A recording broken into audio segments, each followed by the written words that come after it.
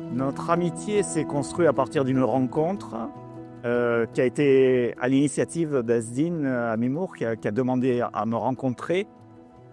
Il vous expliquera pourquoi il a été amené à faire cette démarche. Moi, j'ai accepté de le voir parce que j'avais déjà rencontré des mamans de jeunes partis en Syrie et je savais à quel point les familles souffraient.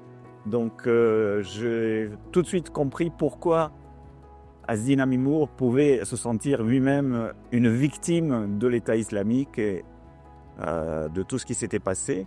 Donc on s'est vu, on s'est parlé, on s'est revus longuement. On a eu beaucoup d'échanges, ce qui nous a amené à décider d'écrire ce livre pour faire savoir qu'il était possible de se parler et de manière à donner des idées aux autres. Ces 10 ans ont été très longs. Le 13 novembre 2015 a coupé ma vie en deux. Il y a avant et après. Après, ça n'a plus du tout été pareil.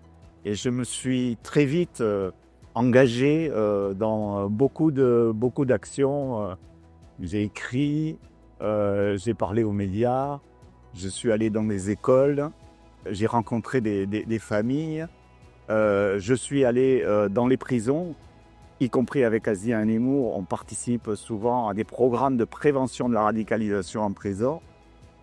J'ai fait aussi de la justice restaurative avec des terroristes. J'ai rencontré en particulier deux des membres de la cellule terroriste qui a frappé à Paris le 13 novembre 2015 et ensuite à Bruxelles le 22 mars 2016. Et tout cela m'a aidé, je crois, aussi.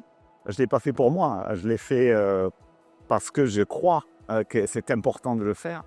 Mais tout cela m'a aidé à sortir de la passivité de la victime, à devenir actif et à me remettre debout. À partir de cette situation dramatique, moi je me suis mis à écrire un livre et c'était tout à fait autre chose de ce qu'on avait écrit avec Georges.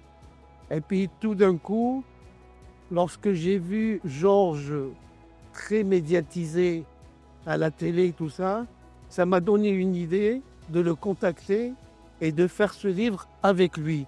J'ai pensé que c'est mieux parce que c'est un bel oxymore. Donc je l'ai contacté, il m'a répondu d'une façon positive, on s'est donné rendez-vous dans un café et puis on a commencé à parler et puis c'était très très important, c'est très intéressant. Pour moi c'était une thérapie, c'était une façon de comprendre, d'expliquer à Georges, d'essayer de comprendre ce qui s'est passé. Et puis après, donc, on a continué à se voir. Et puis, on a fait des choses ensemble au sein de 2 associations, une en France, une en Belgique. Et on est allé dans des prisons pour parler aux prisonniers. Et puis, notre amitié s'est consolidée. Et puis, l'écriture de livre, ça a donné quelque chose vraiment de bien, ça a été bien accueilli par les gens. L'évolution, c'est toujours, quand on philosophe avec la chose, c'est toujours quelque chose de positif. On essaie de comprendre, on avance, on frappe aux portes, on explique aux gens dans des interviews. Donc tout ça, il y a une résilience qui s'est faite. Et puis comme on dit, on apprend de ses souffrances, on apprend de ses échecs. Donc tout ça pour moi...